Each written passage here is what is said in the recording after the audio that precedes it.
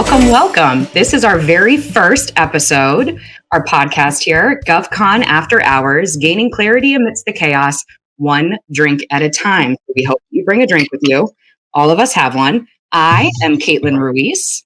And I am Dr. Robin Desmore. Yep, Dr. Robin Desmore. And our beautiful guest today, Miss Teresa Moon of Parabilis. Thank you so much for joining us. Teresa, can you tell us a little bit about yourself and what you do? And we're super excited to have you. Awesome. I thought you'd never ask. And I am truly honored to be your first guest on your first podcast. Congratulations, ladies. This is amazing. I hope to do a lot of sharing of great information as well as consumption. So we can make a game into it, or we can talk about that later. But I appreciate it. I'm Teresa Moon, Director of Business Development and Marketing for Parabilis. We are a private lender within the GovCon space, and I'm super excited to join you guys today and talk more about some exciting things that we're doing in the world of finance, which is a joke, of course. Not exciting, but it is important. It is something we all need, regardless of how you look at it, right? It is something, and I think one of the most important questions, and one of the most important reasons we have you here is to understand, what your role is in the GovCons. We support GovCons. Technically both Caitlin and I, my whole career has been nothing but, in GovCon in some way, shape, or form. So understanding your role and how funding is actually an important piece. If you own a business in the GovCon world, you need it. Can you give us just a little bit more about, what and how you do that with the GovCons? Right. Absolutely. And speaking from ego, I did not get into this industry because I'm a former banker or have any financial background. My experience, along with the majority of my colleagues at Parabilis, is within government contracting. We were founded by former federal contracting executives and veterans who understand that it isn't just a need of certain businesses within the industry. It's a need of all businesses of all sizes, of all industries. So it's important. And my own personal experience is how I got into being involved with Parabilis to begin with. I was doing independent contracting for business development for a small cybersecurity company out of Orlando, where I'm from. And, part of the strategy for me was, like it is at a lot of small businesses in the business development realm, of here's our NAICS code, go and get every single contract award that's assigned to that NAICS code tomorrow. And so I had a strategy of about 10 that I could go after based off of what my business development acumen was. It was networking and making connections and building strategic partnerships with people. And out of that, I was able to secure 5 basically off of a handshake. No proposal process. It was people that I knew, or people that I knew that knew someone else, that got me in the door. And based off of my ability to build a relationship, or to build upon a relationship that I already had, I secured these contracts. And when I brought them back to the table with the executives of my company, they had zero plan in place to how they were going to fund it. And so I figured out really quickly how that conversation should have been had before they were having me go after any of those contracts. There was no incorporation of, if I win it, can you fund it, when we were going after the contracts to begin with. And so a lot of what we do outside of the lending practice, right, is we're educational background and educational presentations on what people need to do so that they're not only properly advocating for themselves in a banking environment or with funding access, but they understand the fact that pricing strategy is only part of it when you're doing business development. It's understanding that what it's going to take to actually execute on the contracts once they're awarded. And if you don't have that plan in place, it's too late, because getting a funding opportunity solidified when your hair is on fire, it's the worst place to be, right? There's no plan behind it. So the opportunity for a predatory lender to step in is way higher than it is if you actually had a strategy in place. And a lot of it is just from not knowing what you don't know. I found Parabilis to be that middleman of opportunity for the company that I was working for. That's how I even learned about alternative lending, even being a point of entry for any business, let alone the business that I was working for. And so it was really with that understanding of how they were going to help me execute on the contracts that I had won, because past performance is key for a federal contractor, right? So if I win a contract and then we end up not being able to execute because we don't have the money to do so, that doesn't reflect poorly on the company. That reflects poorly on me. And I had mentors in the industry telling me, are you really sure about the capabilities of the company that you're representing? And I said, to a certain capacity, yes. But a lot of that was under the understanding of what they were able to do from their own capability standpoint, not from their ability to actually hit those commitments based off of financial standpoint. And if you don't know both, then you're operating under a huge assumption. And we both know when you assume, what happens? What happens with it? You know what? This is a great conversation, and I'm not even sure that we expected that much, because my own personal experience of things that have happened, talk to lots of different people. You have the conversation and say, well, when's the right time for me to, look for funding if I want to get something? And they go, when you need it. And I go, how about I do it before I need it, when it's not an emergency and when I'm not? And then if you can't do it, tell me why. Because that's a huge problem too. And I don't know how many other GovCons, and I want to presume it's probably a higher percentage, understanding the small business GovCons as a whole are, don't have the best success rates in some aspects. When you look at the overall, how many come in and how many are there 5 years later. And this is a huge piece of it. Everything you just said is exactly what I've experienced, not with my own clients, with myself, even my own company. So with that being said, I mean, and Caitlin, I'm not trying to take it over, but man, let's talk about how navigating it, but also the challenges and the solutions of it, like some of the things that you can actually offer ahead of time. Because like you said, there are sharks in the water. Because if you get an award and nobody knows when they're going to do that, it could be tomorrow, it could be 6 months from now, I don't know. And all you can do is sit and wait.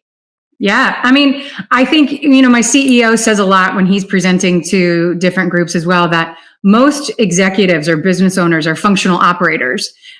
They broke off, the two of you are perfect examples, right? You were working for other people and you knew that what you were doing to make someone else money, you could go out and do on your own and put it into your own bank account.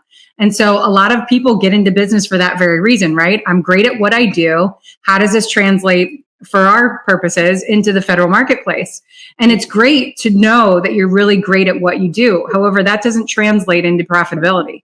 And so I think the biggest thing that I see, especially for the newer business owners and the newer small and growing businesses, is that they just don't know how to advocate for themselves. And it's a disconnect, not because they're not smart and not because they're not able to succeed. It's that most people don't understand what it means, the difference between profitability and cash flow, because it isn't their forte. It isn't rocket science. And I can say this from experience because I have 2 degrees in literature and I work for a finance company, right? It shouldn't have to be rocket science, but if you don't do the homework to understand a little bit, you are completely unable to advocate for yourself at your bank or from that point forward with any other lending options. Your bank is always should be your first step, right? Because you have to have an operating account. You've got to be able to run payroll, all of those things that go into starting your business. You start at your bank. But your bank is going to be limited because your banking partner is your most heavily regulated partner, right? They've got a lot of federal regulations that are impeding their ability to do business, even if they love you and think what you do is going to, make lots of money for you. It isn't just about that. And so understanding how far you can get with your bank at that specific time, and then understanding how they can also advocate you further and saying, listen, we're not going to be able to help you get where you need to go. These are our points of entry that might be a good fit beyond us. And then when you come back, then we'll chart another course. And so it's not only building a plan into your business plan that includes how and what kind of money you're able to spend, because we know business leaders, you got to function under a budget, right? But you have to know what that looks like. And if you don't build a team of experts around yourself, if you're that business leader who's so intent on saving money, so you try to do everything on your own, you're going to end up paying exponentially more for those people to come in and clean up the mess that you made because you didn't know what you were doing. And it's not a knock on your intelligence. It's that we all need to know our lane, right? We need to focus on what we're good at. And it's cliche, but do what you do best and outsource the rest. Whether it's hiring internally to do it for you or seeking, someone from a contractual basis to do it for you externally. It's just doing business smart, right? And there's so many smart people who make mistakes because they don't want to ask any questions because they don't want people to know what they don't know. They don't want to look like their business is failing or that they're not smart. and they're afraid. No one wants to talk about where their money is, right? Because they have to be vulnerable when you talk about that. And I don't know many business leaders that come into it with the whole of, I'm okay with being vulnerable. You have to have a lot of this to be vulnerable. Cheers to that conversation. I wholeheartedly appreciate. And Caitlin, I know you and I had great conversations about being a small business, being a woman-owned small business, and some of the challenges just by that standard all by itself. And everything you said, Teresa, resonates so deeply with me over the last couple of years. And not that you didn't know, I know how to run a business. It's more of like, I just don't have time to be doing these things. And that's a significant part of it all by itself. And Caitlin, I know you have your own personal thing about like how that actually, you just start moving and things just start flowing. And then you're like, oh, was I supposed to be doing something right now? Like it's something very important to the whole aspect of the business. So I think the contracts, the compliance and regulations piece, I think is a huge item that we talk about. I want to be delicate with it because I know it is, like you said, vulnerable area and not everybody agrees with certain pieces of it, but it's also about educating them, right? Let's educate them about the compliance regulations that you really need to know about and understand before, as being a GovCon, even a small business GovCon, it's significant and important no matter what size you are and what part of the business you're in.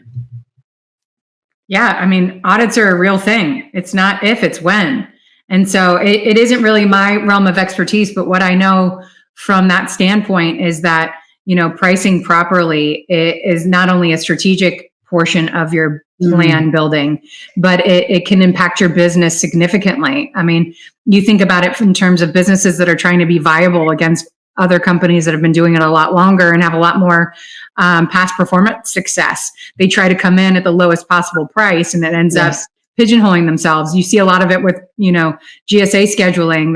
There are limits imposed on people. And if you don't understand that, you're never not only going to win a task order in it, you're also going to get yourself in trouble from an auditing perspective really quickly. And you can blackball yourself right out of your own industry by just not knowing those specific aspects. And I think that lends itself a lot to what the two of you do, right? If people aren't looking to outsource the things that they don't know, they're going to get in an issue with compliance very quickly, and not knowing, how much they can spend to mitigate some of that risk is also going to be an issue as well. I mean, I think that goes beyond even, the financial realm of things. It's just not understanding how the industry itself works.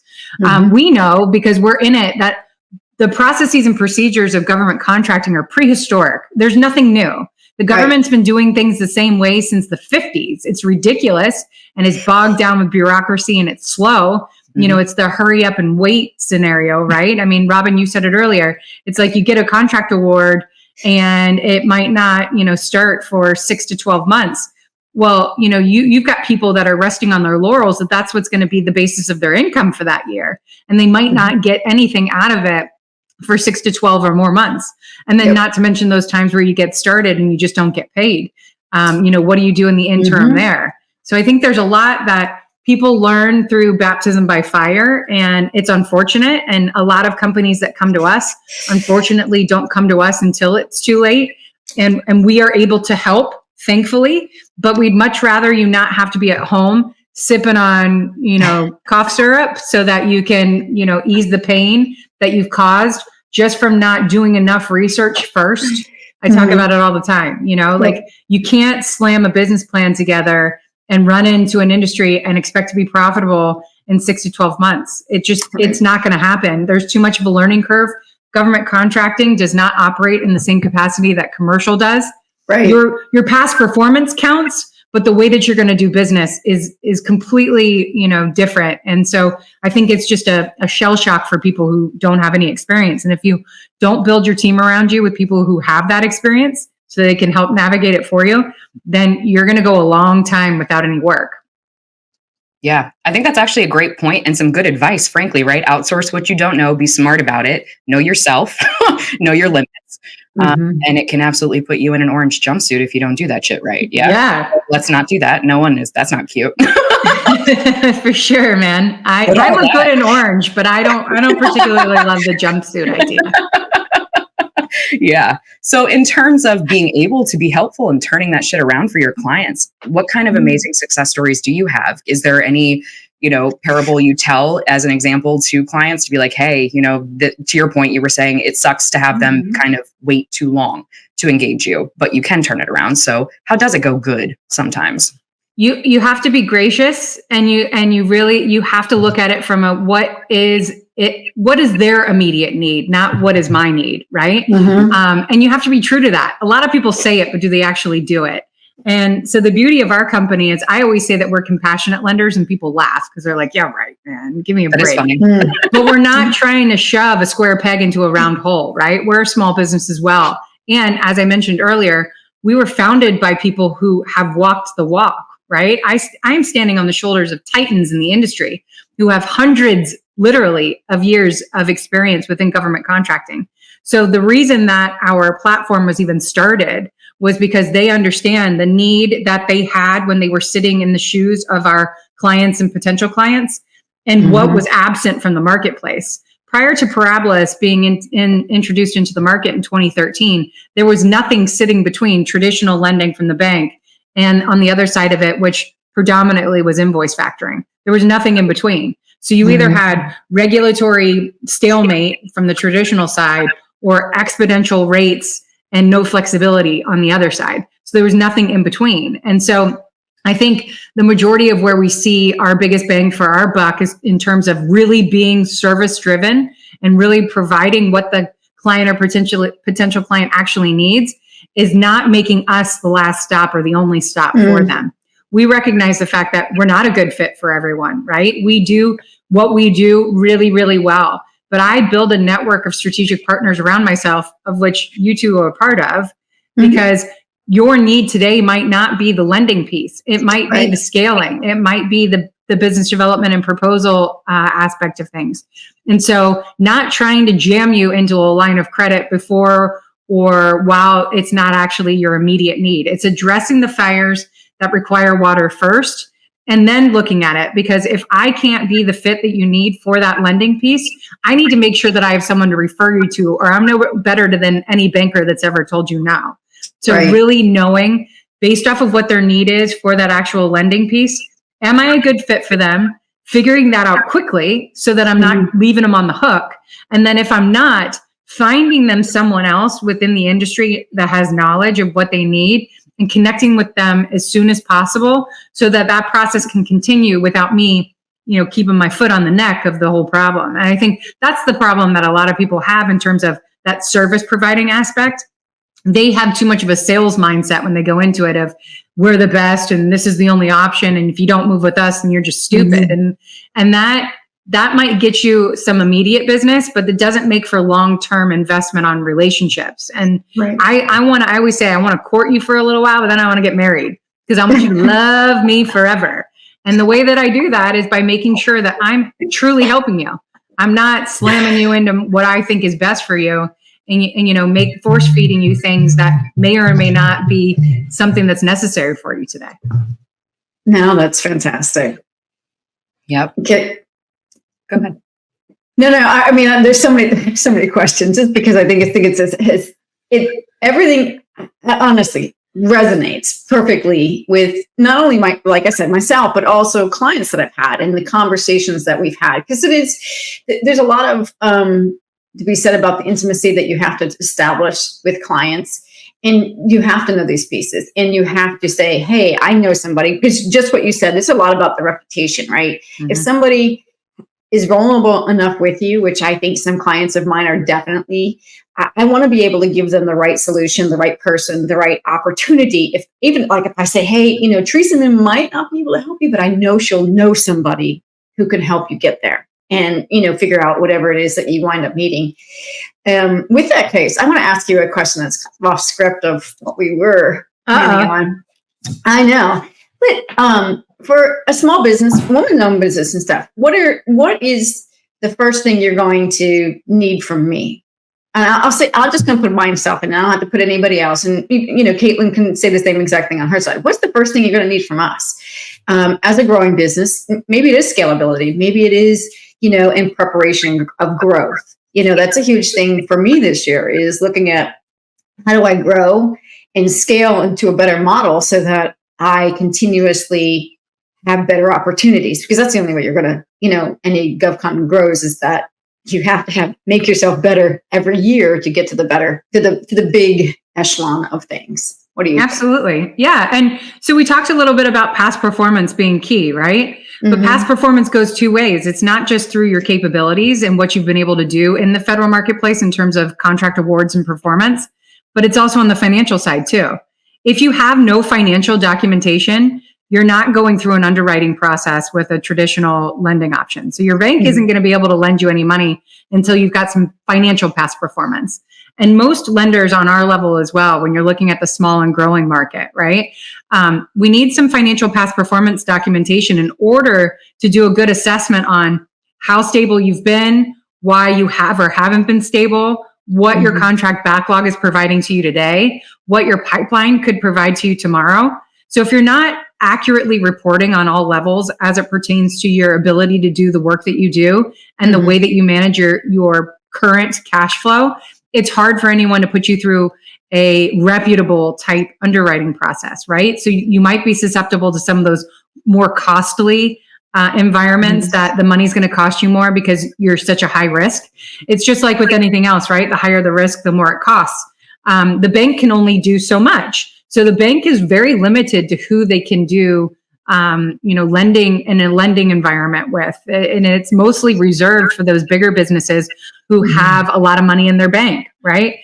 With all of the banks that failed this past year out in California, they made a whole bunch more of regulations that made it even harder for small businesses who typically weren't able to walk in and get a line of credit to begin with, made it even harder for them. So businesses, it isn't just a woman-owned small business issue. It's a small business in general issue that is not unique, right?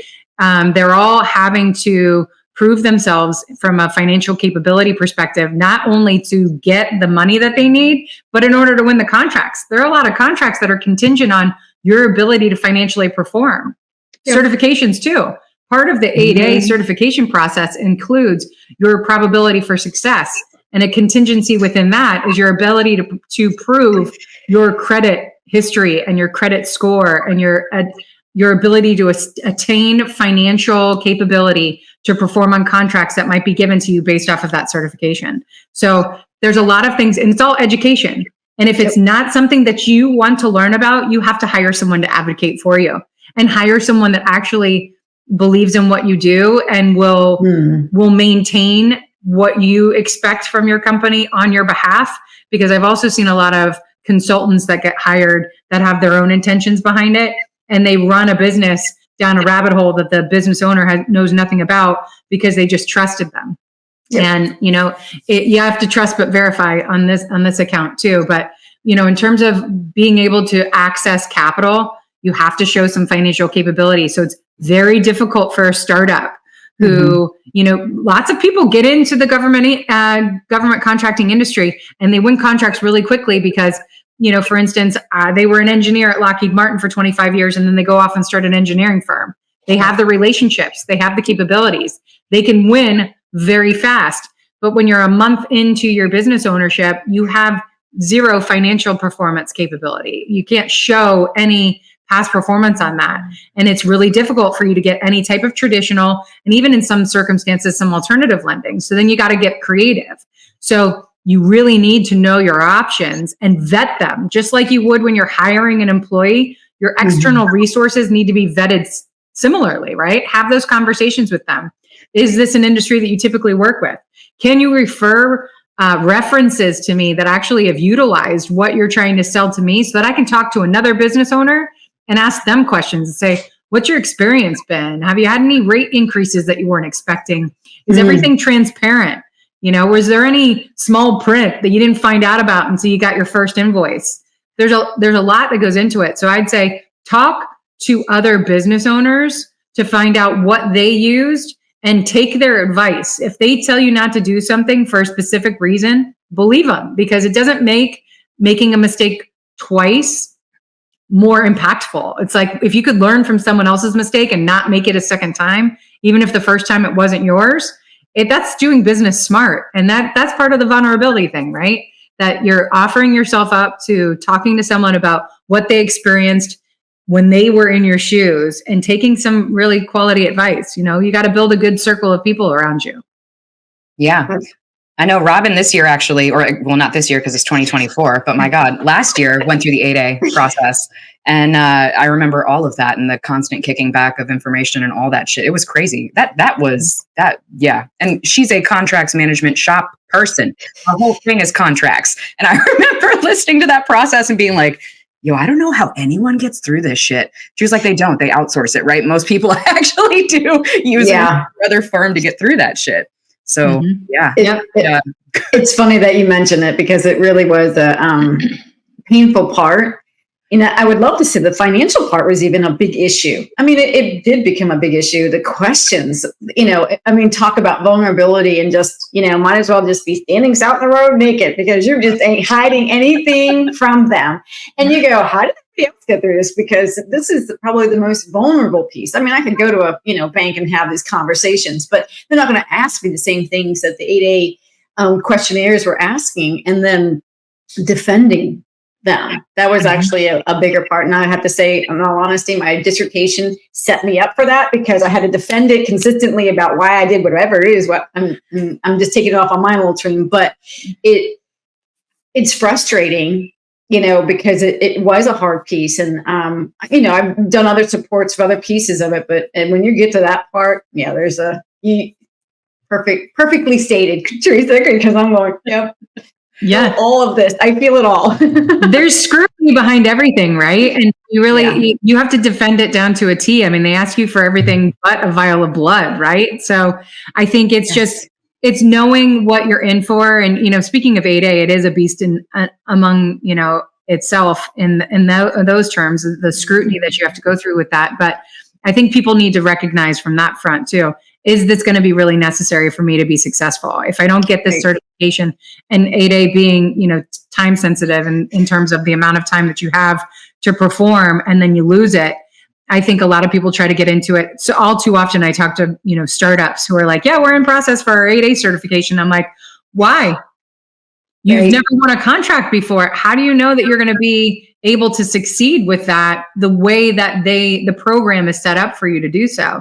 And I think that's another thing. You've got to be able to outsource that advocacy for yourself because, Robin, I'm sure you would advise someone otherwise if they really weren't set up for success from day one. I think that the clock starts ticking as soon as you get that certification. And if you're not ready to rock and roll before day one, you're already behind the 8-ball. And so a lot of people kind of pigeonhole themselves because they think more certifications I've got, the better. And it's just not the case. No small business director of a prime and no agency representative contracting officers really are looking at you based off of your certifications. They want to know your capabilities first. Yep. Certifications are important when they're trying to fill that criteria or those, benchmarks that they have within different agency requirements. But, they're not looking at it from, I want to pick this one because they're a WASB. I'm going to pick this one because they're the best damn company that there is that can provide this to me. And that WASB certification is just going to check a box that I have to do from a government standing, spending perspective. And they don't get, more than a slap on the hand for not meeting those requirements, right? They all kind of fall short in some of those circumstances. HubZone gets snubbed probably more than the rest of them. SDV OSBs do as well. But, that's another ball of wax for another day.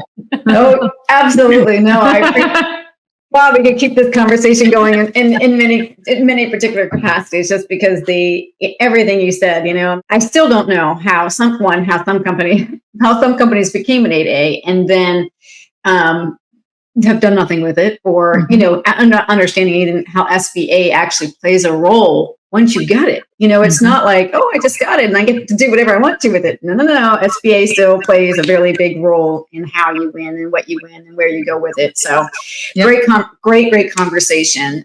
Yeah. In closing, I think we came up with a question we'd love to continuously close our episodes with, which is, what isn't being talked about?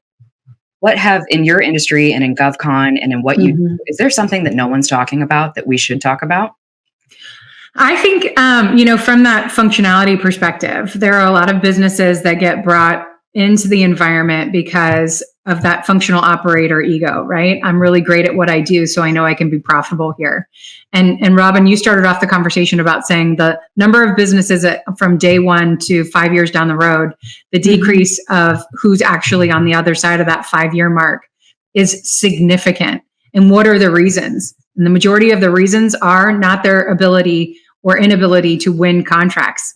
It's their ability to access flexible and affordable funding that can keep up with the level of success that they have based off of the level of wherever they are in the life cycle. And it's not talked about enough because there's not enough education out there. People are trying to jam you into whatever it is that they're selling more than they are trying to educate you on how to advocate for yourself based on where you are today and where you intend to go, and being able to utilize the information you have along the way to pivot and grow or learn from your mistakes and keep going. And so, it's defeating because there are more hurdles to overcome than there are those success stories.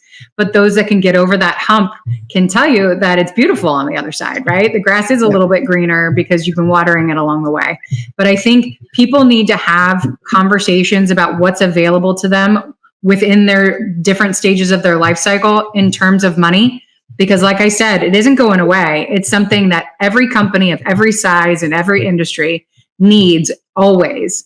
And because if it's not ongoing for you in terms of tracking it and utilizing it properly, then you're not doing very good business. Because our CEO always says, if you don't know where your money is, then you don't know much about your business, because you don't know if you're profitable or not. You don't know if you're fledgling and you need to make some adjustments. You really don't know what your capabilities are unless you understand that portion of your business. And so it needs to be talked about more often in a way that's palatable to everyone. If you're learning about it from someone, with an MBA from a Ivy League college who has, financial advising background, you're probably not going to grasp it, whether you're a rocket scientist or a nuts and bolts provider, right? There's really no secret sauce behind it other than talking to people at the level that they can understand so that they can use the information to be a good advocate for themselves. And so I think that's why my company can take someone out of, the environment that I was in and translate it into an educational perspective that